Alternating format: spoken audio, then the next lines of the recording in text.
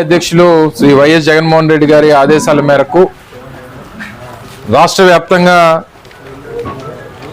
Medical college ప్రైవేటీకరణకి వ్యతిరేకంగా కోటి సంతకాల సేకరణ కార్యక్రమాన్ని నిర్వహించమని చెప్పి పార్టీ అధ్యక్షుడు జగన్మోహన్ రెడ్డి గారు ఆదేశించడం, దానికి అనుగుణంగా రాష్ట్రంలో ఉన్నటువంటి 175 నియోజకవర్గాల్లో కూడా నియోజకవర్గానికి 50,000 సంతకాలు చొప్పున పెద్ద ఎత్తున ఒక ఉద్యమ రూపంలో ఈ కార్యక్రమాన్ని తీసుకొని దాన్ని పెద్ద ఎత్తున నవంబర్ 22వ తారీఖు వరకు నిర్వహించాలని చెప్పి పార్టీ ఆదేశించినటువంటి సందర్భం మీ అందరికీ తెలుసు. దానికి సంబంధించినటువంటి ఈ కోటి సంతకాల సేకరణ పోస్టర్ రిలీజింగ్ కూడా ఈరోజు చోడవరం నియోజకవర్గంలో నిర్వహించడం, అలాగే ప్రతి గ్రామంలో కూడా రచ్చబండ కార్యక్రమాన్ని నిర్వహించి ఆయా గ్రామాల్లో ఉన్నటువంటి ప్రజలందరికీ కూడా జరుగుతున్నటువంటి అన్యాయాన్ని తెలియపరుస్తూ వారందరి దగ్గర కూడా సంతకాలు సేకరించేటువంటి కార్యక్రమాన్ని కూడా రానున్నటువంటి నవంబర్ 22వ తారీఖు వరకు వైఎస్ఆర్ కాంగ్రెస్ పార్టీ నిర్వహించబోతా ఉంది.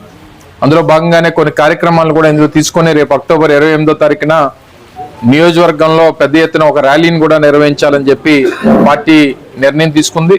అలాగే నవంబర్ 12వ తారీఖున జిల్లా స్థాయిలో కూడా ఒక ర్యాలీని నిర్వహించి ప్రజల్ని మరింత చైతన్యపరిచేటువంటి కార్యక్రమం కూడా చేయబోతా ఉన్నాం. మొన్ననే జగన్మోహన్ రెడ్డి గారు నర్సీపట్నం మెడికల్ కాలేజ్ పర్యటనకు వచ్చినప్పుడు కూడా వచ్చినటువంటి అపూర్వమైనటువంటి స్పందన, వారికి వచ్చినటువంటి మద్దతు, రానటువంటి కాలంలో ఈ కార్యక్రమాన్ని ప్రభుత్వం ఉపసంహరించుకున్నంత వరకు, ఏదైతే వారు తీసుకున్నటువంటి నిర్ణయం ప్రైవేటీకరణ చేయాలన్నటువంటి నిర్ణయాన్ని వెనక్కి తీసుకునేంత వరకు ఈ ఉద్యమం కొనసాగుతుంది. దానికి రాష్ట్ర ప్రజల తాలూకు సహకారం, వారి తాలూకు మద్దతుతో పెద్ద ఎత్తున ఈ పోరాటం చేయాలని చెప్పి కూడా పార్టీ నిర్ణయం తీసుకుంది.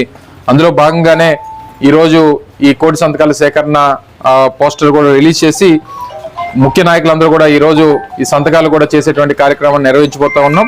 తొలి సంతకం ఈరోజు మేమందరం కూడా పెట్టి రేపు రానటువంటి నెల రోజుల పాటు ఈ కార్యక్రమాన్ని నిర్వహించి అన్ని గ్రామాల్లో కూడా పెద్ద ఎత్తున ఈ సంతకాల సేకరణ కార్యక్రమం కూడా పార్టీ నిర్వహించబోతుంది అన్నటువంటి విషయాన్ని ఈ సందర్భంగా తెలియజేస్తా ఉన్నాం.